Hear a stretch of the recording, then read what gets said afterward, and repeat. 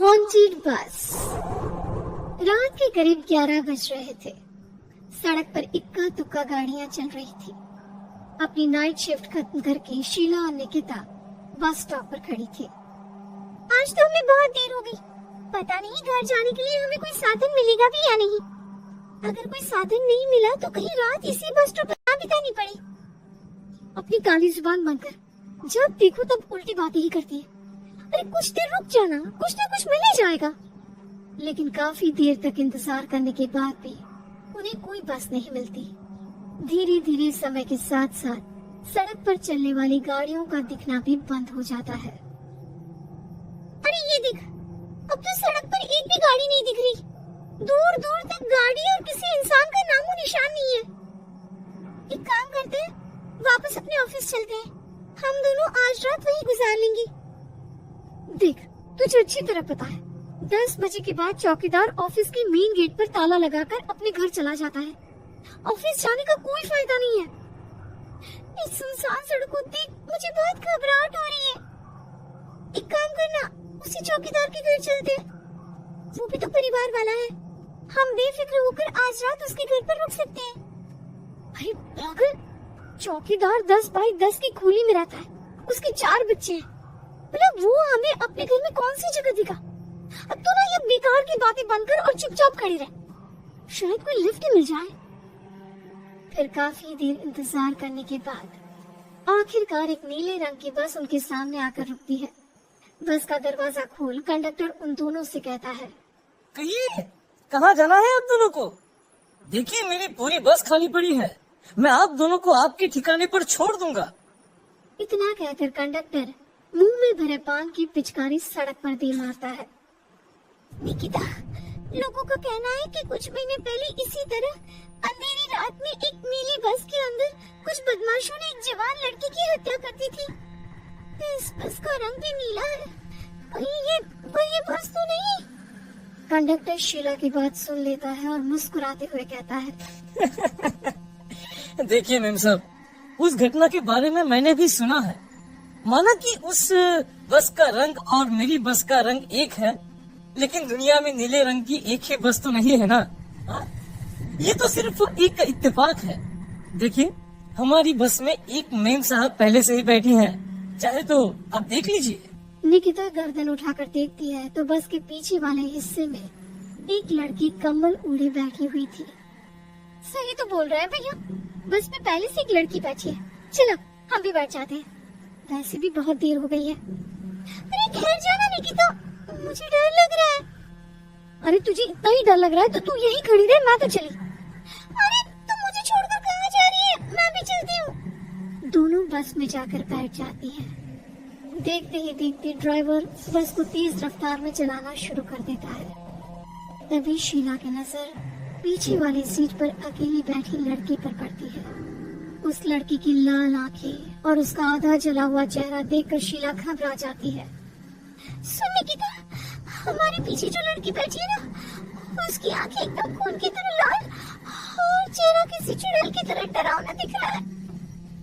अरे छोड़ ना, कौन कैसा दिखता है, मुझे इन सब बातों में कोई दिलचस्पी नहीं है। मैं थोड़ी देर झपकी लेना चाहती हूँ, इसलिए अब तू अपनी बड़बड़ बंद कर प्लीज। बेफिक्र निकिता अपनी आंखें बंद करके बैठ जाती है। दूसरी ओर बस जंगल के रास्ते में पहुंची है। चारों तरफ घना अंधेरा और साथ ही जंगल में मौजूद जंगली जानवरों की डरावनी आवाजें शीला को और भी ज्यादा डराई जा रही थी। थोड़ी ही देर में बस एक बरगद के पेड़ के पास से गुजरती है।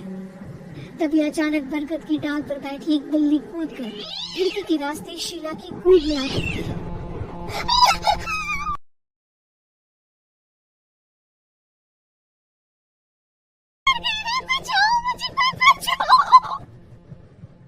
शीला के चिल्लाने की वजह से निकिता की आंख खुल जाती है और वो भी घबराकर इधर उधर देखने लगती है। तभी पीछे वाली सीट पर बैठी लड़की उठकर शीला के पास आती है और बिना कुछ कहे उस बिल्ली को शीला की गोद से उठा उसे सहलाते हुए अपनी गोद में लेकर वापस अपनी सीट पर जाकर बैठ जाती है। अरे शीला तो बहुत ही डरपोक है, जरा सी बात पर उछल पड़ती है। मैं कल से अकेले ही सफर करूंगी। अरे मैं क्या करूं? वो बिल्ली अचानक मेरी गोद में आ गिरी। अपनी बकवास बंद करो, मुझे चैन से सोने दे। इस तरह शीला को डांटकर निकिता फिर सो जाती है। पर तभी अचानक एक झटके से ब्रेक लगाकर ड्राइवर बस को रोकता है। शीला खिड़की से बाहर झांक कर देखती है तो उसे सड़क के किनारे एक काला आदमी खड़ा दिखाई देता है। उसकी बड़ी बड़ी दाढ़ी और अजीब से कपड़े देखकर शीला को घबराहट होने लगी। क्या हुआ ड्राइवर भैया, आपने बस क्यों रोक दी? अरे वो देखो वहाँ, वो सड़क के किनारे एक आदमी खड़ा है, उसी के लिए मैंने बस रुकवाई है। शीला निकिता को धक्का देकर नींद से जगाती है। अरे अब क्या हुआ? वो देख, सड़क किनारे कितना डरावना आदमी है। उसका अजीबोगरीब हुलिया देखकर लगता है जैसे कोई शैतान खड़ा हो। अब शीला की तरह निकिता भी उस आदमी को देखकर थोड़ा डरने लगती है। कंडक्टर, क्यों तुम उस आदमी को बस में चढ़ाने वाले हो? उसे देखकर हमें डर लग रहा है, उसे बस में मत चढ़ाओ। अरे डरने की कोई बात नहीं है मेम साहब, ये आदमी जंगल के पीछे वाले गांव में रहता है। ये रोज इसी वक्त मेरी बस में बैठकर पड़ोस वाले गांव में जाता है। और वैसे भी ये बेचारा गूंगा है। अगर आप लोगों को डर लगता है तो मैं इसे ड्राइवर के बगल में बिठा देता हूँ। अच्छा ठीक है। फिर कंडक्टर का इशारा पाते ही वो आदमी बस में सवार हो जाता है। ड्राइवर दोबारा एक्सीलेटर पर जोर देकर बस को आगे बढ़ाता है। थोड़ी ही देर में बस एक घाटी पर चढ़ती है। बस की एक तरफ गहरी और डरावनी खाई थी, पर ड्राइवर को इस बात से कोई फर्क पड़ता नजर नहीं आ रहा था। वो लगातार बस की रफ्तार बढ़ाकर बस चलता जा रहा था। ड्राइवर भैया, आप देखते नहीं क्या बगल में इतनी गहरी खाई है? बस की रफ्तार लगातार बढ़ाई जा रहे हो, थोड़ा धीरे चलाओ ना। अरे मेम साहब, घबराने की कोई बात नहीं है, ये तो मेरा रोज का काम है। मैं तो यहाँ इसी रफ्तार से बस चलाता हूँ। अब बेफिक्र होकर अपनी सीट पर बैठ जाइए, आपको कुछ नहीं होगा। ड्राइवर के कहने पर निकिता शांति से बैठ जाती है।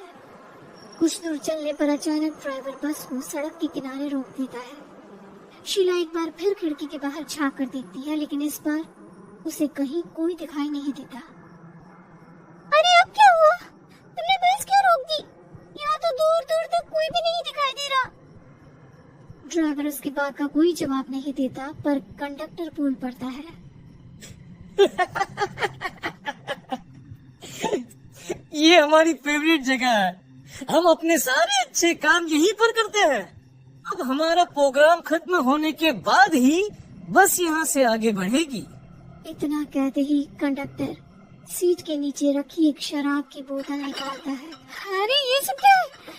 तुम्हारे बस में सवारी बैठी है, उन्हें घर पहुंचाने की जगह तुम यहाँ सड़क के बीच में बस रोककर शराब पियोगे? बस में लड़कियों के बैठे हुए भी तुम्हें ये सब करते हुए शर्म नहीं आती? कंडक्टर कोई जवाब नहीं देता और मुस्कुराते हुए शराब पीने लगता है। तभी ड्राइवर और दूसरा आदमी भी कंडक्टर के साथ मिलकर शराब पीने लगते हैं। निकिता, मुझे इन तीनों के इरादे कुछ ठीक नहीं लगते। हमने इस बस में बैठकर बहुत बड़ी भूल कर दी। तू घबरा मत, मैं हमेशा अपने बस में छोटा सा चाकू रखती हूँ। इसके रहते ये तीनों हमारा कुछ नहीं बिगाड़ पाएंगे। देखो बच्चों भैया, हमारी बस में इस समय 3 जवान लड़कियाँ बैठी हैं। कहो कहो सबसे पहले किसका शिकार किया जाए? मैं तो कहता हूँ कि सबसे पहले वो जो पीछे अकेले जो बैठी है ना, उसे पकड़ कर लाओ। उसके बाद इन दोनों का प्रोग्राम फिट करेंगे। ठीक है, जैसी तुम्हारी मर्जी। अब वो आदमी पीछे वाली सीट पर बैठी लड़की के पास पहुंचकर उसका हाथ पकड़ लेता है, लेकिन तभी अचानक उस लड़की की आंखें जरूरत से ज्यादा बड़ी और लाल होने लगती है। उसका चेहरा गुस्से से लाल और उसके मुंह से नुकीले दांत दिखने लगते हैं। अरे ये क्या? ये लड़की अचानक इतनी खतरनाक कैसे बन रही है? इतने में वो लड़की उस आदमी को उठाकर वही सीट पर पटक देती है। मुझे आग लगाएगा, तेरी हिम्मत! जोर से चीखते हुए वो लड़की उस आदमी पर हमला कर देती है और पल भर में ही उस आदमी का काम तमाम हो जाता है। ये देख ड्राइवर और कंडक्टर के होश उड़ जाते हैं। इतने में ड्राइवर अपनी जान बचाने के लिए तुरंत बस से बाहर कूद जाता है, पर तभी बस के पीछे की तरफ से तेजी से आ रहा एक ट्रक उसे कुचल कर चला जाता है। बाकी पल में अपने दोनों साथियों की मौत देख अब कंडक्टर के हाथ पैर कांपने लगते हैं। ये सब देखने के बाद शीला के भी होश उड़ जाते हैं। वो चुपचाप अपनी सीट पर ही छुप कर बैठी रहती है। अरे अरे अरे कौन हो तुम? और तुम इतनी भयानक कैसे बन गई? अब वो लड़की गुस्से में घबराते हुए कंडक्टर का गला पकड़ लेती है। इतनी जल्दी मुझे भूल गए? कुछ महीनों पहले तुम तीनों ने बड़ी बेरहमी से मेरी हत्या की थी और फिर शहर छोड़कर भाग गए। कई दिनों से मैं तुम तीनों के इंतजार में भटक रही थी। आज जाकर मेरा बदला पूरा होगा। अब तू भी अपने साथियों की तरह जहन्नम पहुंच जाएगा। अब वो लड़की कंडक्टर को उठाकर बस के पास मौजूद खाई में फेंक देती है। कंडक्टर एक बड़े पत्थर से जा टकराता है और उसकी भी मृत्यु हो जाती है।